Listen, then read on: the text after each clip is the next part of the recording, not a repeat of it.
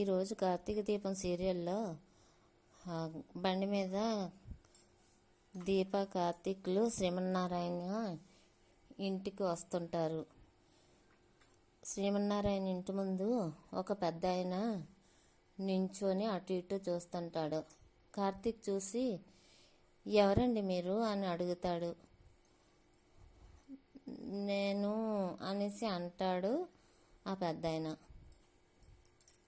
నేను ఈ ఇంటికి బాగా కావాల్సిన అన్నీ అంటాడు కార్తీక్. అయితే ఇంట్లో వాళ్ళందరి కోసం నీకు తెలుసా అని అడుగుతాడు. తెలుసు అంటాడు కార్తీక్. అయితే శ్రీమన్నారాయణ గారు తెలుసా అనేసి అంటాడు. ఆయనకి కుడిభుజం లాంటి వాడిని అంటాడు కార్తీక్. అయితే ఈ ఇంటి యజమానితోటి కూడా నీకు పూర్తి చనువు ఉందా అన్నమాట అనేసి అంటాడు. అవును అంటాడు కార్తీక్. నేను శ్రీమన్నారాయణకి కుడిభుజం లాంటి ఆయన కొడుకు దశరథ.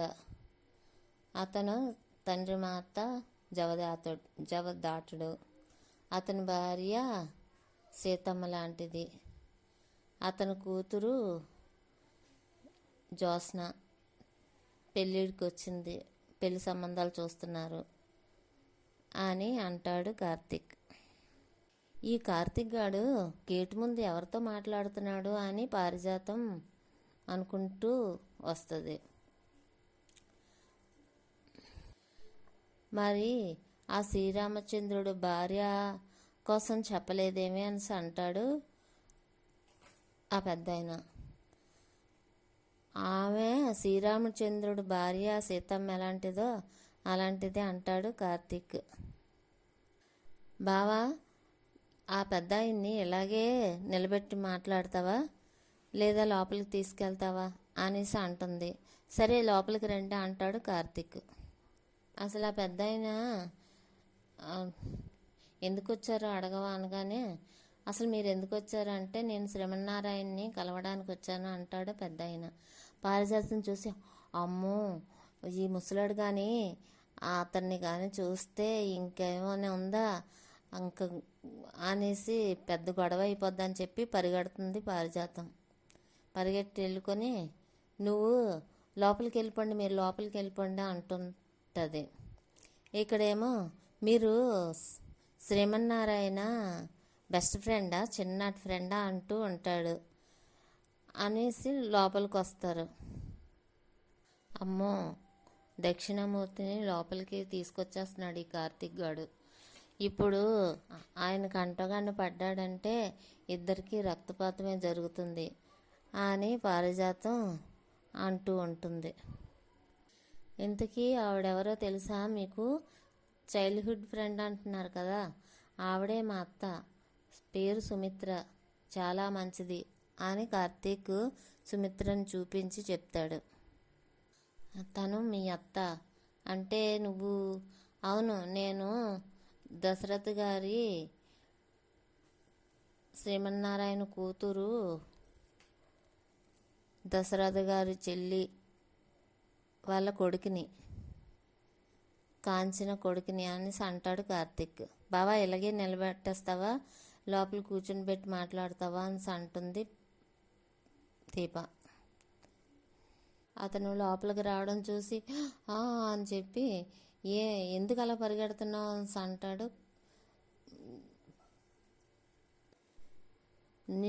నిన్ను లోపలికి పంపించడానికి అంటుంది పారిజాతం. నన్నెందుకు లోపలికి పంపించాలి అని అంటాడు పారిజాతం. నేను బయటికి వెళ్ళడానికి అయితే అంటే నిన్నెవరు ఆపరు, నువ్వు వెళ్ళు అంటాడు శ్రీమన్నారాయణ. ప్రమాదం ముంచుకొచ్చేస్తుంది అందుకనే అని అంటుంది పారిజాతం. ఈలోగా కార్తీక్ లోపలికి తీసుకొచ్చేయడం శ్రీమన్నారాయణ చూసి, ఎవర్రా అని అంటాడు. అంటే మీకోసం నీ చిన్ననాటి స్నేహితుడిని, చైల్డ్హుడ్ ఫ్రెండ్ని తీసుకొచ్చాను అని అంటాడు కార్తీక్. అప్పుడు శ్రీమన్నారాయణ దగ్గరికి రమ్మని పిలుస్తాడు కార్తీక్. అతను లోపలికి రాగానే, ఎవరు ఫ్రెండ్ అని చూసి, ఎవడరా నువ్వు లోపలికి ఎందుకు వచ్చావు, మర్యాదగా బయటికి వెళ్ళు, నిన్నెవరు రమ్మన్నారు ఇక్కడికి అనేసి అంటాడు. నీకు సంబంధించిన వాళ్ళు ఎవరు లేరు ఇక్కడ అనేసి అంటాడు శ్రీమన్నారాయణ. నాకు సంబంధించిన వాళ్ళు ఉన్నారు అనేసి అంటాడు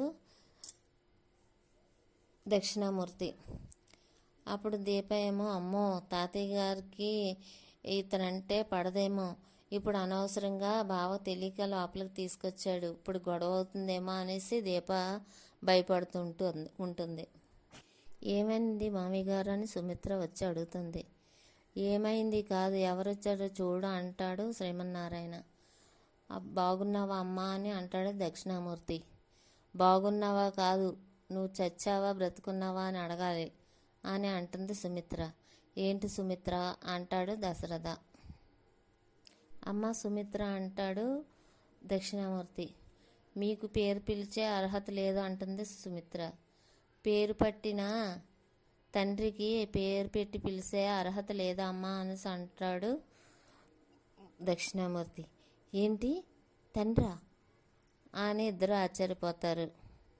నా కూతురు చచ్చిపోయిందని తల మీద నీళ్ళు పోసుకున్నప్పుడు ఏమైంది ఈ అధికారం? కూతురు చచ్చిందని కర్మకాండలు జరిపించినప్పుడు ఎక్కడ చచ్చింది నేను మమకారం? నెత్తి మీద నీళ్ళు పోసుకున్నంత తేలిగ్గా తిలోదకాలు ఇచ్చావే, అప్పుడేమైంది అనేసి శ్రీమన్నారాయణ గట్టిగా అరుస్తాడు. నీ ఇంటి గుమ్మ ముందుకు వచ్చానని నువ్వు నన్ను తేలిగ్గా తప్పులన్నీ నా మీదే వేసేకు శ్రీమన్నారాయణ అని దక్షిణామూర్తి అంటాడు. నీ నట్టింట్లో కూర్చున్నా నేను ఎలాగే మాట్లాడతాను దక్షిణామూర్తి.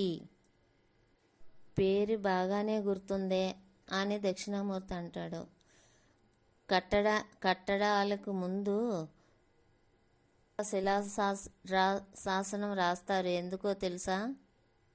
ఆ శిలాశాసనం కట్టించింది ఎవరో అని తెలుసుకోవడానికి.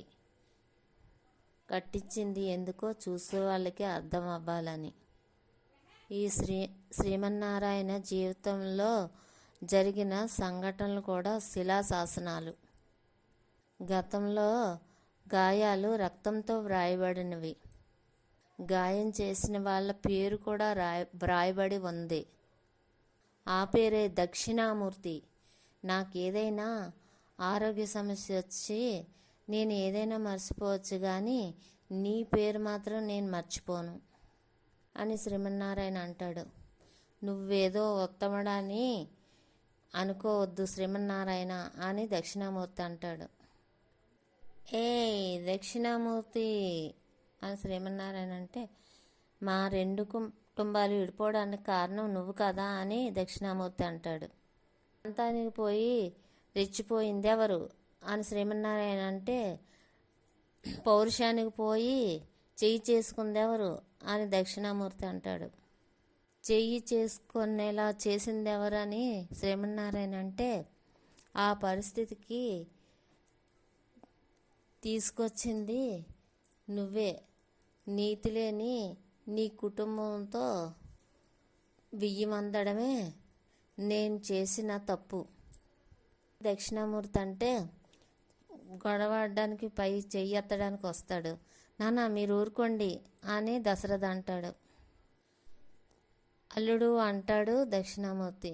నా కొడుకుని కానీ అల్లుడు అని పిలిచావా మర్యాద ఉండదు దక్షిణామూర్తి అంటాడు శ్రీమన్నారాయణ. నీ కొడుకు కాళ్ళు కడిగి కన్యాదానం చేశాను కాబట్టి అల్లుడు అనే పిలిచే అధికారం నాకుంది అంటాడు దక్షిణామూర్తి. నువ్వు తండ్రి అయితేనే కదా నా భర్త నీకు అల్లుడు అవ్వడానికి. నా తండ్రి ఎప్పుడో చచ్చిపోయాడు అంటుంది సుమిత్ర. అమ్మ సుమిత్ర అంటాడు దక్షిణామూర్తి. నాకు పెళ్లి చేసి పంపించినప్పుడు కొత్తగా భర్తే నీ సర్వస్వం, భర్తే నీ తండ్రి నీ తల్లి అన్నీ నీ భర్త అని చెప్పిన నువ్వు నా భర్తని నా కళ్ళ ముందే అవమానిస్తే నాకు ఎలా ఉంటుందో చెప్పు అని అంటుంది సుమిత్ర. దానికి కారణం ఎవరు? నీ భర్తే కదా అని అంటాడు దక్షిణామూర్తి. నీ మూర్ఖత్వాన్ని చూపించుకున్నానా అంటుంది సుమిత్ర. నాది మూర్ఖత్వం కాదు, ఆత్మగౌరవం అంటాడు దక్షిణామూర్తి. అది ఆత్మగౌరవం కాదు, అహంకారం అంటాడు శ్రీమన్నారాయణ. అది నీ రక్తంలో ఉంది అంటాడు దక్షిణామూర్తి. నా తండ్రిని మీరు ఏమైనా అన్నారంటే నేను మాత్రం ఊరుకోను.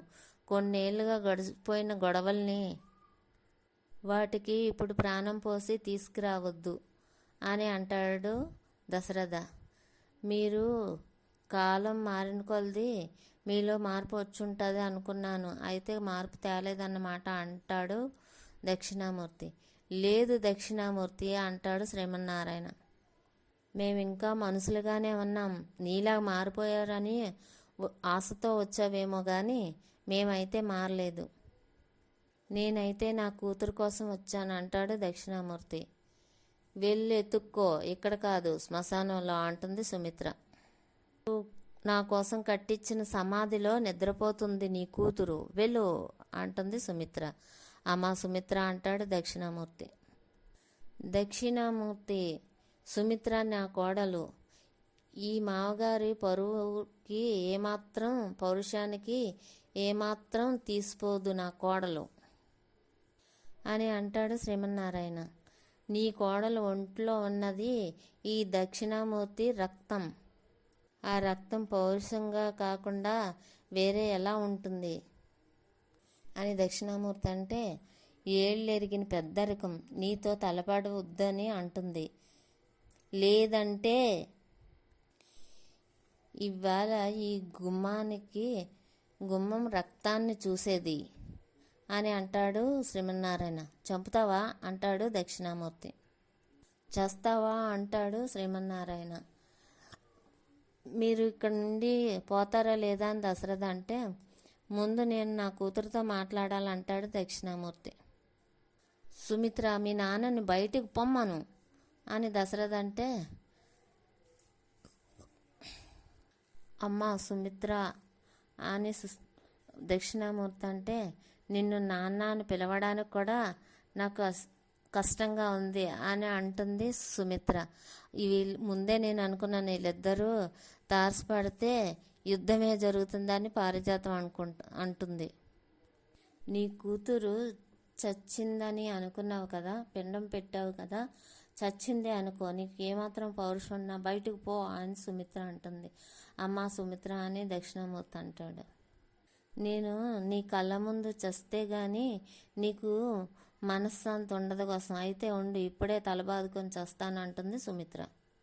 సుమిత్ర అలా మాట చెప్పి తల బాదుకుంటూ ఉండి అలా ఉంటే అందరూ అమ్మ అత్త అన్నీ అందరూ బాధపడుతూ పట్టుకొని, నువ్వు నీ కూతురు ఎప్పుడో చచ్చిపోయిందని కదా పిండం పెట్టావు, మళ్ళీ ఇప్పుడు ఎందుకు వచ్చావు? ఇప్పుడు నీ కూతురుగా ఎప్పుడో చచ్చిపోయింది, ఇప్పుడు నా భార్యగానే సుమిత్ర బ్రతుకుతుంది. ఈ ప్రాణాలు కూడా పోకముందే ఇక్కడి నుంచి బయటకు పో అని దశరథ అంటాడు. అరే కార్తీక్, డాక్టర్ గారు ఫోన్ చెయ్యి. అమ్మ దీప, సాయం పెట్టు, లోపలికి తీసుకెళ్దాం. సుమిత్ర, నీకేం అవ్వదు సుమిత్ర అని దశరథ అంటాడు. సుమిత్ర, నీ ప్రాణాలకి ఏం ప్రమాదం లేదు సుమిత్ర, భయపడుకో అంటాడు దశరథ.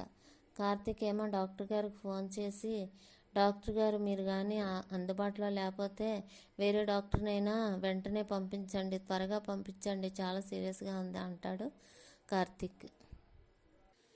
వెళ్ళిపో దక్షిణామూర్తి, ఇంకొకసారి ఇంటి మీద నీ కళ్ళు కూడా పడకూడదు అని అంటాడు శ్రీమన్నారాయణ. వెళ్ళిపోతాను కానీ మళ్ళీ వస్తాను, కానీ ఇప్పుడు పోయినా మీరే నన్ను ఎత్తుక్కుంటూ వస్తారు అని అంటాడు దక్షిణామూర్తి. నిన్ను మాత్రం మేము ఎత్తుక్కుంటూ రాము అని అంటాడు శ్రీమన్నారాయణ. మీరే ఎత్తుక్కుంటూ వస్తారు అంటే జన్మలో మేము రాము అంటాడు శ్రీమన్నారాయణ. ఈ జన్మలోనే జరిగి తీరుతుంది, వస్తారు ఖచ్చితంగా వస్తారు ఖచ్చితంగా వస్తారని దక్షిణామూర్తి వెళ్ళిపోతుంటాడు. బావా డాక్టర్కి ఫోన్ చేసావా అనేసి అంటుంది దీప. చేశాను దీప, ఇప్పుడే వస్తానన్నారు అని చెప్తాడు కార్తీక్. బావా తాత హాల్లో ఉన్నారా అనేసి అంటుంది. లేదు వెళ్ళిపోతున్నారు అంటాడు కార్తీక్. అయ్యో వెళ్ళిపోతున్నారా, ఇప్పుడు ఎలాగా? వెంటనే నేను కలవడానికి వెళ్తే హాల్లోనే తాతయ్య శ్రీమన్నారాయణ తాత ఉన్నాడు అని అంటాడు కార్తీక్.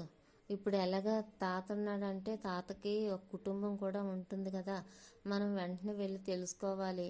ఎలాగా ఇప్పుడు తాత లేరు, ఎలా తెలుసుకుందాం అనేసి అంటే, లేదు తెలుసుకుంటేనే కదా మనకు తెలుస్తుంది.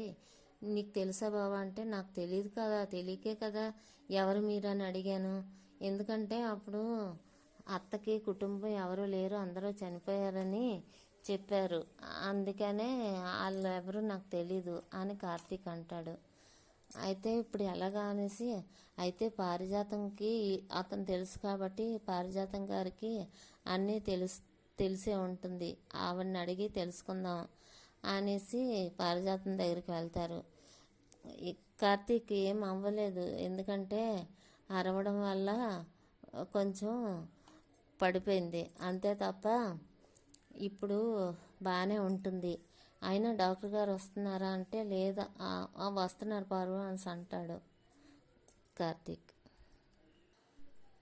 సుమిత్రని బెడ్రూమ్ మంచం మీద పడుకుని పెడతారు. మీరందరూ బయటికి వెళ్ళండి అంటాడు దశరథ. జ్యోత్స్న రావే బయటికి, కొంచెం గాలి తగులుతుంది అనేసి అంటుంది పారిజాతం. పారు అనేసి పిలుస్తాడు కార్తీక్. ఏరా అంటుంది పారిజాతం. అత్త పుట్టింటోళ్ళు బ్రతికే ఉన్నప్పుడు చచ్చిపోయారని మీరంతా ఎందుకు చెప్పారని అడుగుతాడు కార్తీక్. అదొక పెద్ద కథరా, తెలుసుకోపోవడమే మంచిదే అంటుంది పారిజాతం. ఏమీ తెలుసుకోకపోతే ఎలా తెలుస్తుంది? ఒక మనిషి ఉన్నారన్న సంగతి ఒక జనరేషన్కే తెలియకుంటే ఎలా పారు అంటాడు కార్తీక్. అంత పెద్ద గొడవలు ఏమి జరిగాయి చెప్పు పారు అంటాడు కార్తీక్. నేను కానీ నోరిప్పానంటే పెద్ద గొడవలు అయిపోతాయిరా అంటుంది పారిజాతం. అసలు ఆ దక్షిణామూర్తి గారిది ఏ ఊరు, ఎక్కడుంటారు, ఎంతమంది ఉంటారు అని అంటాడు కార్తీక్. అమ్మో మీ తాతగారు వచ్చేస్తారు అంటే, ఏం పర్వాలేదు చెప్పు, ముందు తెలుసుకోవాలి, తెలియకపోతే ఎలా అవుతుంది. ఇప్పుడు అలా రోజుకొకరు వచ్చి కొత్తగా పరిచయం చేసుకునే కంటే ఇప్పుడు చెప్పడమే బెటర్ అనేసి అంటాడు కార్తీక్. సరేలా ఆ దక్షిణామూర్తి అని స్టార్ట్ చేసేసరికి పారిజాతం అని గట్టిగా అరుస్తాడు శ్రీమన్నారాయణ. ఆ మనిషి గురించి కానీ ఆ మనిషి తాలూకా గొడవ కోసం కానీ ఆ మనిషి పేరు ఎత్తడం కానీ ఏది జరిగినా వాళ్ళకి జరిగిన శిక్షే నీకు అమలు చేస్తాను, గుర్తుందా అనేసి అంటాడు శ్రీమన్నారాయణ. నేనేం చెప్పట్లేదండి అంటుంది పారిజాతం. అయినా నిన్ను చెప్పమని ఎవరు అడిగారా అనేసి అంటాడు శ్రీమన్నారాయణ. జ్యోత్స్న అడిగిందండి అంటుంది పారిజాతం. ఏంటి నేను అడిగానా అంటుంది జ్యోత్స్న. అవును నువ్వే అడిగావు అంటుంది పారిజాతం. జ్యోత్స్న మీ అమ్మకి పుట్టింటి వాళ్ళు లేరు, వాళ్ళు ఎప్పుడో చచ్చిపోయారు, వాళ్ళ జాతకాలు అవసరం లేదు, ఎవరెవరు ఉన్నారో వాళ్ళ జాతకాలు కూడా అవసరం లేదు, వాళ్ళందరూ ఎప్పుడో చచ్చిపోయారు అని అంటాడు శ్రీమన్నారాయణ.